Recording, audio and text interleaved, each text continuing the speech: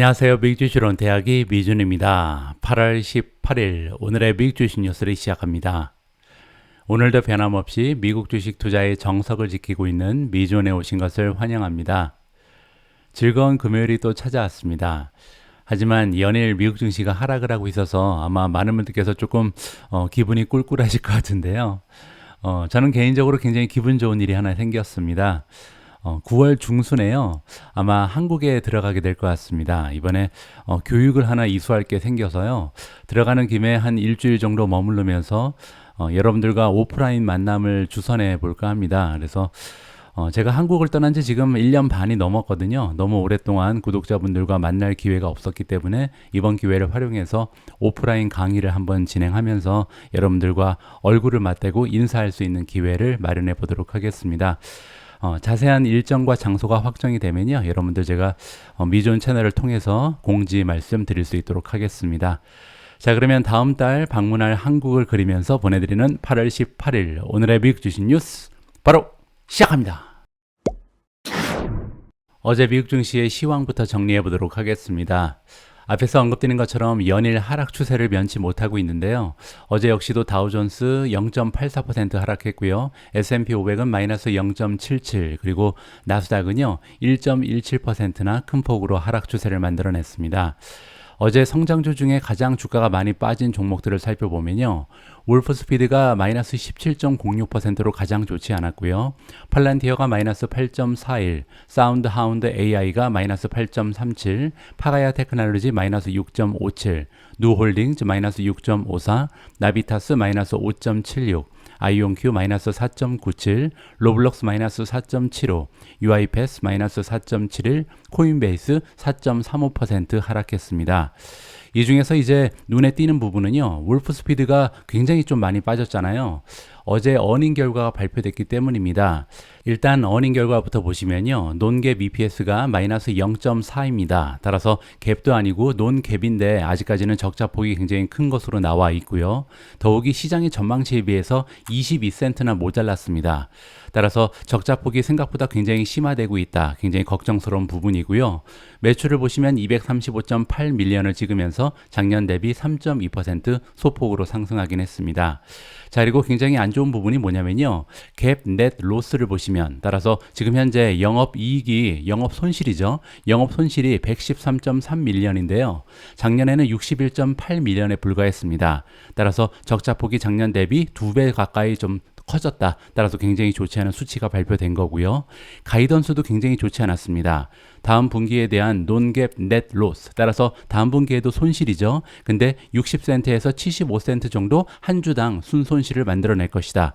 시장의 전망치는요 0.28에 불과했습니다. 따라서 전망치에 비해서 2배 이상, 거의 3배 가까이 순손실이 커지고 있다. 굉장히 좋지 않은 결과, 그리고 가이던스를 발표하면서 주가가 많이 떨어졌다. 이렇게 정리가 가능하겠죠. 어제 성장 주식들 중에서는 로블록스의 주가도 상당히 많이 떨어졌는데요. 단 하루 동안 주가가 4.75% 하락했습니다. 그리고 이러한 추세는 장 마감 이후에도 지속되고 있는 상황이고요. 그럴 만한 이유 하나가 있었습니다. 이번 기사의 제목에서 알려주고 있는 것처럼 더 베어 케이브라는 공매도 전문 투자 기관이 있는데요. 이 기관에서 두 번째 공매도 리포트를 발행했다. 이러한 소식이 들려오고 있거든요. 더 베어 케이브 같은 경우는 2022년 2월 달에 첫 번째 공매도 리포트를 로블록스 관련해서 발행한 바가 있습니다. 그때 이제 핵심 이슈는 뭐였냐면요, 차일드 포르노그래피였습니다. 따라서 로블록스 입장에서는 굉장히 좀 커다란 이슈가 발행이 된 거죠. 그리고 나서 이번 공매도 두 번째 리포트에서도요, 잠재적으로 아동들이 학대를 당하고 있다. 따라서 주가가 많이 흔들릴 수밖에 없는 그런 이슈가 제기가 되었다. 이렇게 이해하시면 될 것 같습니다. 어제는 메가테크 기업들도 굉장히 많이 떨어졌습니다. 메타 플랫폼즈가 3.13% 단 하루 만에 급락을 했고요. 넷플릭스는 마이너스 3.00, 테슬라 마이너스 2.83, 애플 마이너스 1.46, 마이크로소프트 마이너스 1.10, 아마존 마이너스 0.81, 엔비디아 마이너스 0.33, 마지막으로 구글 혼자만 1.05% 올라가면서 좋은 추세를 만들어냈습니다. 이렇게 연일 미국 증시의 하락이 지속되면서 지금 투자자 입장에서는요, 앞으로의 미국 증시 전망이 굉장히 궁금해지는 상황인데요. 여기서 우리가 이번 기사를 통해서 앞으로 다가오는 미국 증시에 대한 전망을 하나 들어볼 수가 있을 것 같습니다. 여러분들 잘 알고 계신 것처럼 투자 자금의 운용 규모로 봤을 때 전 세계 최대 규모를 자랑하는 헤지 펀드가 있습니다. 바로 레이 달리오가 운영하고 있는 브릿지워터인데요. 이번에 브릿지워터가 그들의 투자자들을 상대로 프레젠테이션을 진행했는데요. 이 내용에 따르면 지금 미국 증시에 대해서 굉장히 부정적인 견해를 제시했다라고 합니다. 자세한 내용을 한번 살펴보시죠. 퓨어 알파라는 얘기가 나오는데요. 퓨어 알파는 레이 달리오가 운영하고 있는 브릿지워터의 가장 중요한 펀드라고 합니다. 자, 이 펀드 기관에서 이번에 보도되기를 굉장히 좀 오버럴 베어리시니까 전반적으로 부정적인 견해를 미국 증시에 대해서 표출을 했다. 이렇게 이해해 볼 수가 있고요. 이러한 내용은 로이터 통신이 보도를 해주고 있습니다. 이번 프레젠테이션 내용에 따르면요. 일단 베리에이션 포지션, 그들이 운영하고 있는 투자 자산이 총 28가지가 있는 것 같은데요. 그 중에 15가지에 대해서 굉장히 부정적인 견해를 제시했다라고 나와 있고요. 안타깝게도 이 15가지 안에 미국의 주식시장 그리고 미국의 국채가 포함되어 있다. 이렇게 이해해 볼 수가 있습니다. 이번에 제시된 분석 내용에 따르면요. 5가지의 투자 자산에 관련해서는 중립적인 의견을 제시했다라고 하는데요. 이 5가지의 투자 자산에는 어떤 부분이 들어가 있냐면 첫 번째로 유럽의 주식시장, 두 번째는 신흥국 주식시장이 여기 속하고요. 마지막으로 에너지가 지금 중립을 받고 있다라고 합니다. 여기 관련해서 제가 추가적인 기사를 살펴봤는데요. 로이터 통신의 기사 내용에 따르면 아까 미국의 증시 그리고 미국의 국채시장 이렇게 두 가지가 굉장히 부정적인 견해를 발했다. 이렇게 이해해 볼 수가 있잖아요. 추가적으로 미국의 달러 역시도 부정적인 견해를 받았다고 합니다. 거기에 이제 원자재 중에 금속 원자재 그리고 글로벌 에퀴티 따라서 전 세계적으로 주식시장에 대해서는 부정적인 의견을 제시했다. 이렇게 보시면 되고요. 두 가지 자산에 대해서는 굉장히 긍정적인 전망을 말했다고 합니다. 첫 번째는 유로 통화를 얘기하는 거고요. 두 번째는 싱가폴 달러. 따라서 현재 싱가폴 달러 그리고 유로 이 두 가지를 제외하고는 대부분 다 중립 의견 아니면 굉장히 부정적인 의견을 받았다. 따라서 전반적으로 지금 레이 달리오가 운영하고 있는 브릿지워터에서는요. 투자 자산에 대한 전망이 어둡다. 이렇게 우리가 결론을 내볼 수가 있을 것 같습니다. 이렇게 미국 증시의 분위기가 악화되고 있는 가운데 어젯밤에는요. 굉장히 좋지 않은 뉴스 하나가 추가됐습니다. 중국발 악재였는데요. 이번에는 에버그랑데라는 이름이 나옵니다. 이 이름은요. 한국에서는 이제 헝다그룹이라고 부르죠. 문화일보에서 굉장히 좀 깔끔하게 기사를 정리해 놔서요. 문화일보 기사를 함께 읽어볼까 합니다. 헝다그룹의 부채가 지금 442조 원이다. 그러면서 중국판 리먼 사태가 현실화되고 있다라는 끔찍한 제목을 제시하고 있습니다. 중국 부동산 개발업체인 비구이 위안 디폴트 우려에 이어서 헝다그룹이 결국 파산 보호 신청에 나서면서 중국 부동산 시장의 위기가 전방위로 확산되고 있다. 이번 위기가 금융권까지 번질 조짐이 보이면서 일각에서는 중국판 리만 브러더스 사태가 될 수 있다는 우려까지 나오고 있다. 부동산이 중국 경제에서 차지하는 비중도 25%에 달하기 때문에 부동산 위기는 중국 경제에 상당한 타격을 미칠 전망이다라고 설명을 해주고 있습니다. 18일 국내의 보도에 따르면 중국 부동산은 부진한 상황이 장기화되면서 금융시장과 실물 경제로까지 위기가 확산될 조짐을 보이고 있다. 지난 2019년 주택가격 상승률 둔화로 시작된 중국의 부동산 시장 침체는 지난해 4월 감소세로 전환하며 악화되고 있다. 문제는 부동산 시장이 중국 경제의 치명적인 위기 요소로 작용하고 있다는 점이다. 중국 금융 데이터 제공업체인 윈드에 따르면 1년 내 회사채 만기 도래분의 약 45%가 부동산 관련 업종인 것으로 나타났다. 부동산 시장을 넘어 금융권 불안 요소로 확산하고 있다는 것이다. 이에 신용 등급 하락 및 디폴트 사태가 속출할 수도 있다는 전망도 제기된다. 특히 부동산 시장이 위축되면서 세입을 감소시키고 부양 조치에 따른 지출 부담을 키워서 코로나19 등으로 악화된 지방정부 재정을 압박하는 요소로 작용하고 있다. 따라서 지금 중국 상황이 굉장히 어렵다는 보도가 여기저기서 나오고 있는데요. 과연 이번 사태가 어느 정도까지 미국 증시에 영향을 미치게 될지 우리 투자자 입장에서는 계속해서 좀 관심을 가지고 지켜볼 필요가 있을 것 같고요. 제가 여러 번에 걸쳐서 여러분들께 말씀드린 바가 있는데요. 주식 투자를 하면서 저는 결과도 중요하지만 과정이 정말 중요하다고 생각을 합니다. 결과는 결국 맨 마지막에 잠깐 순간에 불과하잖아요. 하지만 증시에 투자하면서 느끼는 이 과정은요. 5년이 될 수도 있고 10년이 될 수도 있다. 따라서 이 과정 자체가 보람되고 즐겁고 재미가 있어야 되거든요. 자, 이렇게 재미있게 주식 투자를 하기 위해서는 불안감이 좀 줄어들어야 합니다. 그러기 위해서는요, 현금 보유를 상당히 많이 하고 있는 것이 중요하다. 따라서 100% 모두 주식시장에 넣어놓고요, 안절부절 못하시는 이런 분들께서는 조금만 욕심을 줄여서 내가 가지고 있는 전체 자본 중에 한 20%, 30%, 그리고 본인의 좀 맵집이 좀 떨어진다 이렇게 느끼시는 분들은 한 40%, 50%는 현금으로 들고 계시면서 주식이 떨어지면 조금 더 살 수 있는 여유를 확보하시는 게 굉장히 중요하다 개인적으로 판단합니다. 다음에는 테슬라 이야기를 좀 드려볼까 합니다. 이번 주에는 제가 13F5 시즌 특집 방송을 여러 번 보내드렸는데요. 이 방송을 보시고 많은 분들께서 좀 불안해 하시더라고요. 도대체 왜 헤지펀드는 테슬라를 보유하고 있지 않냐? 왜 테슬라를 사지 않고 있지 않냐? 테슬라가 너무 매력도가 떨어지는 거 아니냐? 뭐 이렇게 걱정 어린 말씀하신 분들이 많이 계셔서 일단 좀 정정을 해드리면요. 헤지펀드들 중에서도 테슬라에 투자하고 있는 기업들은 많이 있습니다. 그런데 이제 우리가 함께 살펴본 포트폴리오는요, 그냥 헤지펀드가 아니라 슈퍼 인베스터들, 따라서 운용 자금이 엄청나게 커다란 우리가 보통 스마트머니, 큰손이라고 부르는 대형 헤지펀드들의 포트폴리오만 살펴본 거고요. 그들 입장에서는 테슬라의 투자 가치는 상대적으로 떨어질 수밖에 없습니다. 왜냐면 내가 만약에 10억을 가지고 있는데 10% 주식이 상승을 하면요, 1억이라는 수익금을 얻게 됩니다. 그런데 투자하고 있는 자금이 1,000만 원밖에 되지 않으면요, 10% 올라가면 100만 원밖에 수익이 나지 않잖아요. 따라서 투자 자금이 얼마나 많냐에 따라서 조금 더 안전한 주식을 선택할 가능성이 굉장히 높다. 따라서 우리가 보통 슈퍼 인베스터라고 얘기하는 대형 헤지 펀드들은요, 변동성이 극심한 테슬라를 좀 피할 가능성이 높다. 이 부분을 좀 이해하실 필요가 있습니다. 따라서 오늘은요, 헤지 펀드들 중에서 이 자잘한 소규모의 그 헤지 펀드까지 다 포함해서 과연 어느 정도의 헤지 펀드가 테슬라에 투자를 하고 있고 지난 분기에 비해서 어느 정도 변화가 있는가, 이 부분을 잠깐 보여드릴까 합니다.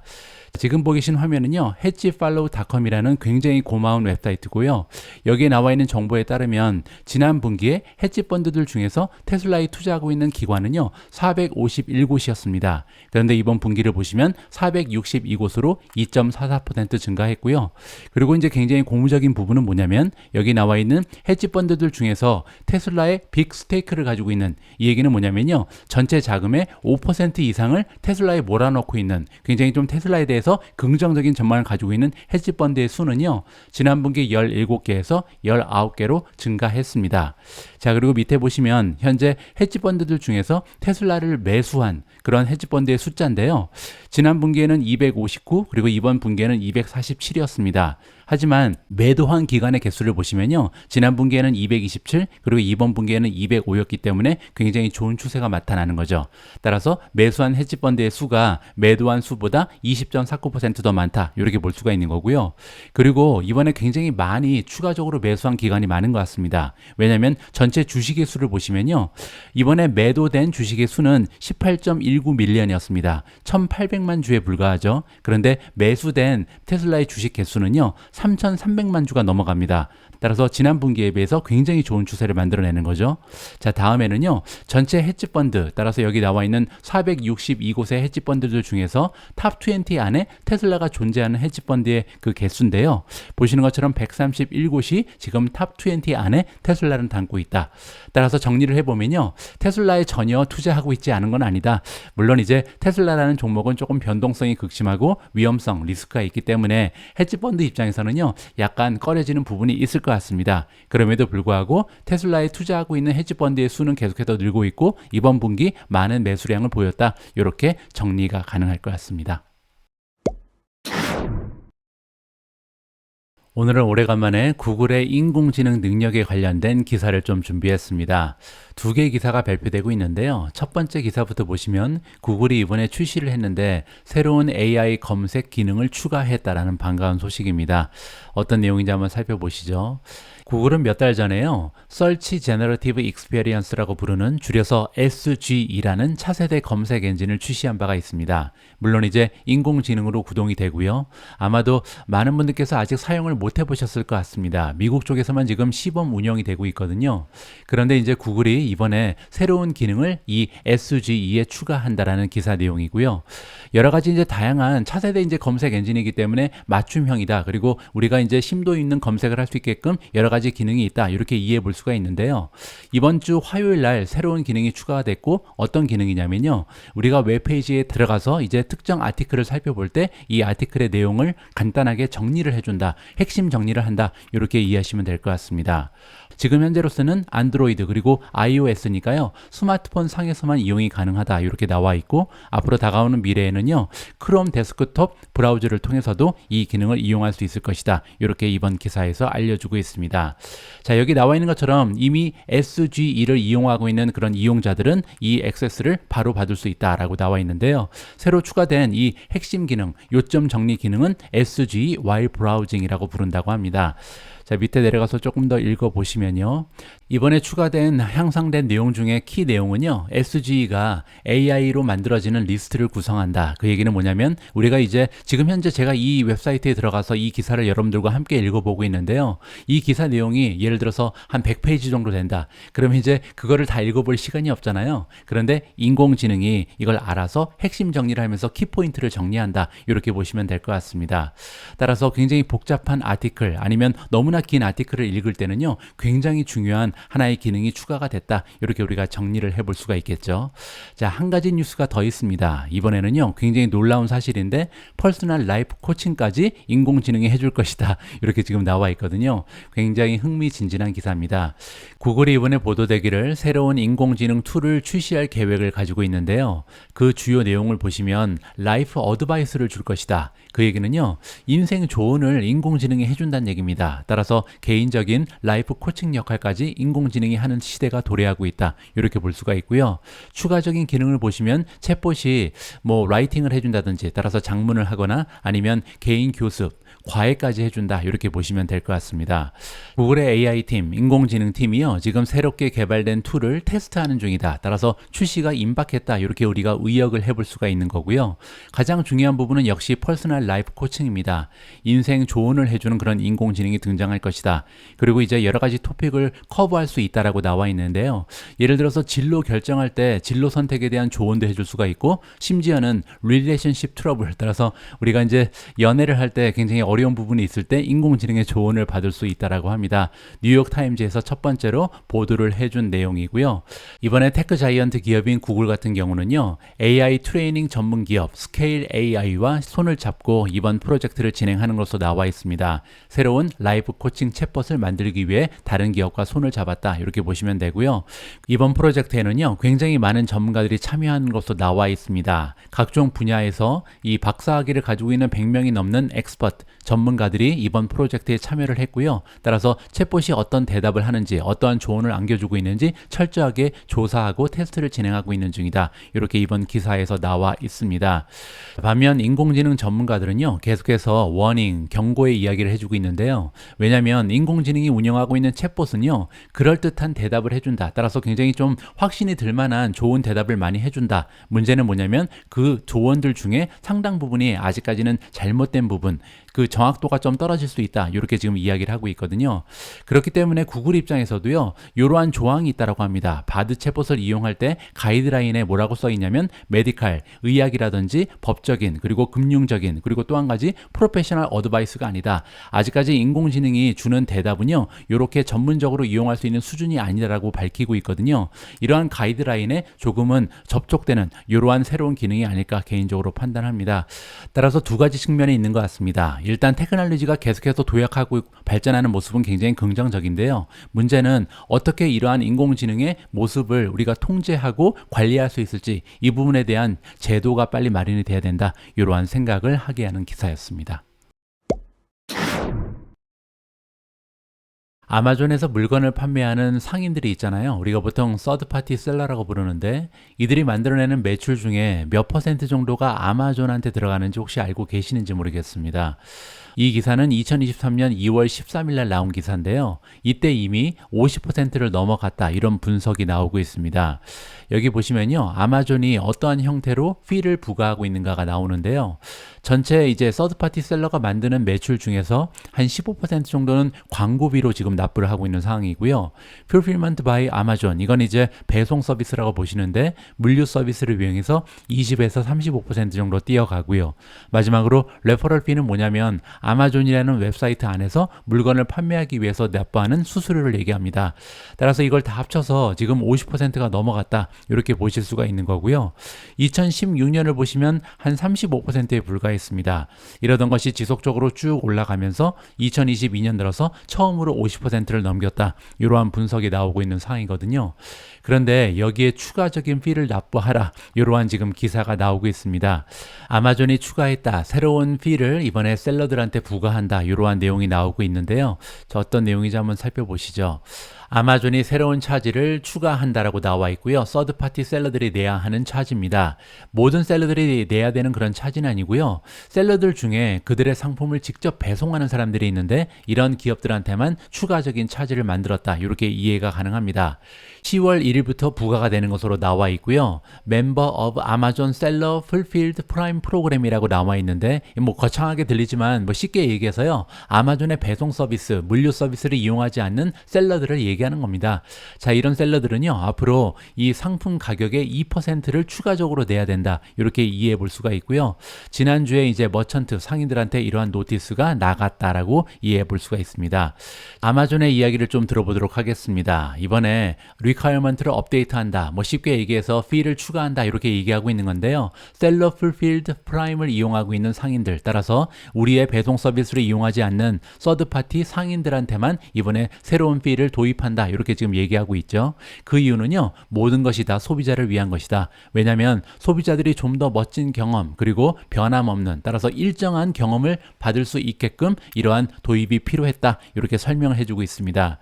자, 이게 무슨 얘기냐면요, 제가 이제 아마존을 1년 넘게 한 2년 가까이 써보니까요, 이 셀러들이 직접 배송할 때 두 가지의 문제점이 소비자 입장에서는 발견이 됩니다. 일단 첫 번째로요, 프라임 고객 입장에서는요, 배송 서비스는 대부분 다 무료거든요. 그런데 서드파티가 보내줄 때는 여기에 fee가 붙습니다. 그러니까 배송을 무료로 안 해준다는 거죠. 따라서 추가적으로 배달비를 내야 되는, 배송비를 내야 되는 어려움이 소비자 입장에서는 생겨나게 되고요. 두 번째는요, 보통 이제 아마존의 프라임 서비스는 단 하루 만에 배송이 가능합니다. 그런데 이제 셀러들이 직접 보낼 때는 이게 뭐 3, 4일 걸릴 때도 있고 심하게는 일주일 걸릴 때도 있거든요. 따라서 프라임 멤버에 가입한 소비자 입장에서는요, 모든 서비스, 모든 배달 서비스가 다 아마존의 서비스를 이용하는 것이 훨씬 더 편리하고, 그리고 가격적으로 무료이기 때문에 훨씬 더 유리한 거죠. 따라서 아마존의 설명은 어느 정도 타당성이 있긴 합니다. 자, 그럼에도 불구하고 셀러 입장에서는요, 2% 추가적인 수수료가 발생한다는 것은 굉장히 부당하게 느껴질 수도 있다. 따라서 이 부분은요, 다가오는 미래에 그 미국 쪽의 규제 기간 있잖아요. 이 독점 규제 기간에 안테나에 걸릴 가능성이 높다. 그 부분도 또 우리가 또 생각을 해봐야 할 것 같습니다. 우리가 보통 아마존의 가장 커다란 경쟁 기업을 소피파이로 보잖아요. 이 두 기업은 완전히 다른 방식으로 접근을 합니다. 아마존은 항상 고객이 왕이다, 우리는 고객을 위해서 모든 일을 할 수 있다, 이렇게 지금 얘기를 하는 거고요. 쇼피파이는 모든 것을 다 상인을 중심으로 운영을 하고 있죠. 영세 상인들이 부자가 될 수 있게끔 도와주는 역할을 하는 것이 우리 쇼피파이다. 이렇게 두 가지의 다른 관점을 가지고 이 서비스를 제공하고 있는 두 개의 기업입니다. 따라서 이번 기사 내용은요, 아마존이 다시 한번 고객을 위해서라면 우리는 어떤 일도 할 수 있다, 이러한 부분을 보여주는 이 내용이었다, 이렇게 마무리를 해드리겠습니다. 다음에는요, 아주 오래간만에 유전자 가위 기업이죠, 크리스퍼 테라피틱스 관련된 긍정적인 소식을 여러분들과 함께 읽어볼까 합니다. 시티라는 투자 기관에서 이번에 크리스퍼 테라피틱스의 투자 등급을 상향 조정했는데요. 원래는 중립이었는데 매수 의견으로 한 단계 올렸습니다. 자, 그럴 만한 이유가 있었는데요. 최근 들어서 주가는 굉장히 많은 폭으로 떨어졌다. 하지만 그럼에도 불구하고 FDA의 액션 데이트이 다가오고 있다. 얘기가 뭐냐면요, 지난 6월 달에 크리스퍼 테라피틱스는요, FDA의 승인을 획득하기 위해서 이제 심사를 신청해 놓은 것이 두 가지나 있습니다. 치료제 두 가지에 대한 심사가 곧 발표가 될 것이다, 이렇게 우리가 기대감을 높여볼 수 있다는 거죠. 따라서 CT에서는요, 목표 주가를 70을 주고 있습니다. 그렇게 되면 지금 현재 주가에서 거의 50% 가까이 급상승할 가능성이 높다, 이렇게 볼 수가 있는 거죠. 애널리스트의 이름은 이갈 노초 모비츠고요. 이 전문가가 이야기하기를 지금 액션 데이시 것이 12월 달에 하나가 잡혀 있다. 액션 데이시라는 것은요, 이들이 신청한 유전자 치료법에 대한 심사가 끝나고 결과가 발표된다는 건데, 첫 번째 결과가 12월 달에 나온다는 거죠. 이 결과는 뭐에 대한 거냐면요, 겸상 적혈구성 빈혈, 여기에 대한 결과가 일단 나오고요. 그리고 두 번째는 내년 3월 달에 발표될 예정입니다. 이 부분은요, 베타 지중해성 빈혈, 요 결과가 발표된다. 사실 6월 달에 두 개에 대한 심사를 동시에 신청을 했는데요. 첫 번째가 이제 12월 달에 먼저 발표되는 이유는 뭐냐면, 이 치료법 같은 경우는 우선 심사를 받고 있다, 우대를 받고 있다, 이렇게 볼 수가 있는 거죠. 따라서 두 개의 결과가 발표되면서 주가가 급상승할 것이다, 거의 50% 올라갈 것이다, 이렇게 얘기하는 거죠. 왜냐하면 CT에서 얘기하기를요, probability of success가 있습니다. 심사를 통과할 확률을 얘기하는데 무려 80% 정도 된다. 두 가지 치료법 모두 80%에 이른다, 이렇게 긍정적인 전망을 제시하고 있고요. 자, 이번에 이렇게 50%나 주가가 올라갈 것을 기대하는 이유, 밸류에이션을 이렇게 높게 책정하는 이유가 있는데요. 그 이유는 뭐냐면, 크리스퍼는 이번에 심사가 발표될 두 가지의 치료법 외에도 다양한 파이프라인이 동재한다. 지금 현재 연구가 진행되고 있는 다양한 치료제가 있다는 거죠. 따라서 여기 보시는 것처럼 CTX110 그리고 CTX112가 있고요. 나아가서 CTX130, CTX131 그리고 마지막으로 CTX121이 있는데요. 이 모든 치료제에 대한 POS, Probability of Success가 다 50% 정도, 그리고 한 가지는 20% 정도에 이른다. 따라서 다가오는 미래에요, 굉장히 많은 치료법이 승인을 받을 확률이 높다. 그렇기 때문에 주가가 계속해서 상승할 수 있는 카탈리스트가 남아있다. 이렇게 정리가 가능할 것 같습니다. 오늘 방송의 마지막 부분에서는요, 아주 오래간만에 ETF 하나를 소개해 드릴까 합니다. 여러분들 이번 주에 함께 살펴본 것처럼 워렌 버핏이 이끌고 있는 버크셔 해서웨이는요, 전체 투자 자금의 무려 51%를 단 한 종목에 몰빵하고 있습니다. 바로 애플인데요. 이렇게 세계적인 투자자 워렌 버핏이 단 한 종목에 50%가 넘는 자금을 투여하는 이유가 있겠죠. 뭐 여러 가지 이유가 있겠지만 제가 볼 때는요, 그 중에 가장 중요한 이유 중에 하나는 바로 자사주 매입입니다. 애플은요, 정말 오랫동안 꾸준하게 자사주 매입을 합니다. 따라서 특히 이제 메가테크 기업들 중에서는 거의 유일하게 상당히 오랜 기간 동안 자사주 매입을 하면서 주주 환원에 힘을 쏟았다, 이렇게 우리가 정리를 해볼 수가 있는데요. 따라서 투자자 입장에서는 워렌 버핏이 애플 투자로 많은 돈을 번 것처럼 우리가 만약에 자사주 매입을 굉장히 열심히 하는 튼튼한 기업을 찾아 투자한다면 좋은 수익을 낼 수 있지 않을까, 이렇게 좀 기대감을 높여볼 수가 있는 거죠. 그런데 이번 기사의 제목을 보시면요, 바이백 ETF라는 게 있답니다. 바이백이 자사주 매입이죠. 따라서 이 ETF는요, 미국 주식들 중에서 자사주 매입을 열심히 하는 우량 주식을 모아서 구성된 ETF다. 이렇게 우리가 정의를 내려볼 수가 있을 것 같습니다. 조금 더 자세한 내용을 살펴보시면요, 밸류 오리엔티드, 즉 가치 주식을 많이 담은 펀드들이 2023년 초에 굉장히 많이 고전을 했다라고 나와 있습니다. 특히 이제 메가테크 기업들을 비롯한 많은 성장 주식들, 테크 주식들이 굉장히 큰 폭으로 상승을 하면서 가치 주식들이 상대적으로 굉장히 퍼포먼스가 떨어졌죠. 하지만 이러한 모멘텀이 조금씩 향상되고 있다라고 설명을 해주고 있습니다. 그리고 그 중에 하나는 바이백을 많이 하는 기업들이다. 이렇게 지금 배경을 우리가 이해해 볼 수가 있는 거고요. 따라서 인베스코 바이백 어치버스 ETF를 소개해주고 있는데요. 티커네임은 PKW입니다. PKW의 주가가요, 지난 3개월 동안 무려 10.7% 급등하는 추세를 만들어냈다.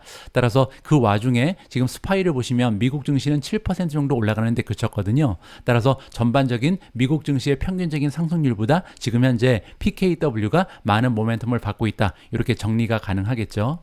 PKW라는 ETF는요, 미국 기업들 중에서 그 주식의 숫자가 지난 1년 동안 5% 이상 감소한 이런 종목들만 찾아서 투자를 진행하는 ETF다. 이렇게 지금 정의를 내리고 있고요. 1년에 한 번씩 리밸런싱을 한다고 합니다. 따라서 12개월을 모아서 자사주 매입을 하면 이제 주식의 개수가 줄잖아요. 5% 이상 이 자사주 매입을 한 기업, 그 얘기는요, 상대적으로 보유하고 있는 주식의 가치가 5% 이상 상승했다. 이렇게 역으로 설명이 가능합니다. 이 ETF에 대해서 조금 더 자세한 내용을 살펴보기 위해서 인베스코 웹사이트로 들어갔는데요. 쭉 내려가서 보시면 일단 퍼포먼스가 굉장히 좀 중요하겠죠. 10년 평균을 보시면요, 11.48% 주가가 상승을 했습니다. 그 와중에 S&P 500은 12.6% 올라갔기 때문에 약간 떨어지는 성적이고요. 하지만 3년 평균을 보시면 18.23% 올라가면서 S&P 500의 13.7%를 넘어서고 있고요. 1년 평균도 마찬가지로 13% 정도 S&P가 올라가는 상황에서 지금 이 ETF는 14.8%를 찍었습니다. 따라서 전반적으로 S&P 500의 성적을 조금씩 추가적으로 달성하고 있다. 따라서 굉장히 좋은 주가의 상승을 지금까지 만들어 왔다. 역사적인 통계가 설명을 하고 있는 거고요.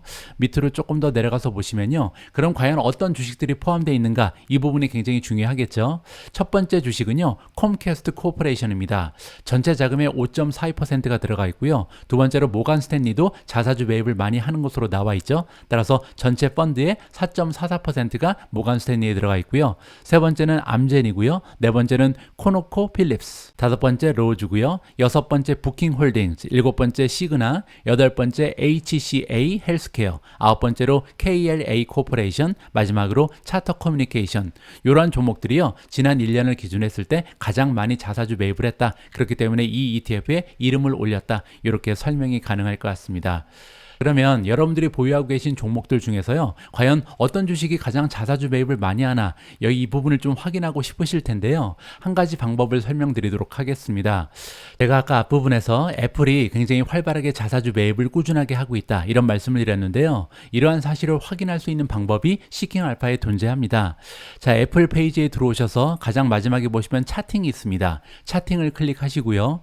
자, 차트를 여러 가지 보여준다, 이렇게 보시면 되는데, 이 중에서 지금 현재 디폴트로 나와 있는 부분은요, 애플의 주가 흐름입니다. 자, 그런데 이걸 바꿔야겠죠. 여기 보시면 실렉트 매트릭이 있습니다. 여기를 클릭하시고요. 지금 현재 프라이스 리턴이 나와 있잖아요. 이거를 이제 없애버리시고 새로운 걸 선택해야 되는데요. 여기 이제 카테고리가 쭉 나와 있잖아요. 밑에서 두 번째를 보시면 오너십이 나옵니다. 오너십을 클릭하시고요. 매트릭스가 하나 있죠. 딱 하나 있는 게 바로 주식의 개수입니다. 이걸 클릭하시고 업데이트 차트를 누르시면요. 과거 역사당 지금 주식의 개수가 어떠한 변화를 일으키고 있는가, 이 부분을 우리가 직접 확인해 볼 수가 있습니다. 자, 1년 동안 꾸준하게 줄어들고 있는 것을 볼 수가 있죠. 따라서 2022년 1년 전에는요. 주식의 개수가 16.33 빌리언이었는데 지금 현재를 보시면 주식의 개수가 15.92로 굉장히 많은 폭으로 줄었습니다. 자, 3년을 보실까요? 3년도 쭉 내려오고 있죠. 5년을 보겠습니다.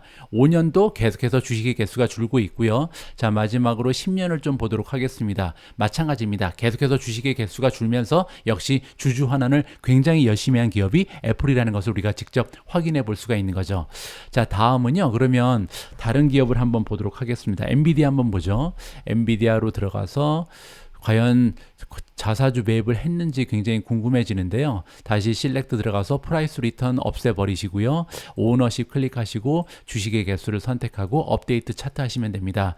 자, 지난 1년 동안 자사주 매입 많이 했습니다. 주식의 개수가 줄었죠. 자, 3년을 한번 보면요. 3년 동안은 보시는 것처럼 2022년 1월 달까지는 자사주 매입이 아니라요. 오히려 주식을 계속 발행했습니다. 따라서 주주 환원을 하지 않던 기업입니다. 계속해서 오히려 이 희석 효과가 있어. 그래서 주주 입장에서는 굉장히 불만스러운 상황이 연출되고 있었는데 다행히 2022년 1월을 기준으로 이제부터는 주식의 개수를 굉장히 급격하게 감소시키는 기업이 바로 엔비디아다. 이렇게 우리가 정리를 해볼 수가 있겠죠. 따라서 엔비디아는요, 이제 애플처럼 자사주 매입을 하는 기업이다. 여기에서 우리가 확인을 해볼 수가 있었습니다. 8월 18일 보내드린 오늘의 미국 주식 뉴스는 여기까지입니다. 오늘 방송도 마지막까지 함께 해주신 분들께 다시 감사의 말씀을 드리고요. 자, 이제 시작하는 주말 여러분들 즐겁고 행복한 추억 많이 만드시기 바랍니다. 저는 런던에 갑니다. 런던 갔다 와서요. 굉장히 재미있는 에피소드가 생길 것 같은데 월요일날 잠깐 언급을 드릴 수 있도록 하겠습니다. 우리 모두가 미국 주식 투자로 은퇴하는 그날까지 다 함께 화이팅입니다. 행복한 하루 되세요. 감사합니다.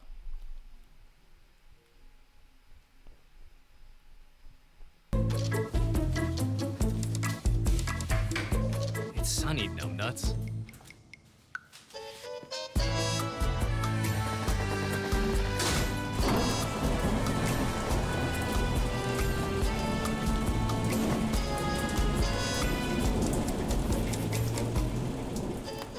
Stephen Kress, creator of Seeking Alpha's stock picking system. Seeking Alpha, all you need to know about investing in top stocks or in anything else. Seeking Alpha, be a better investor.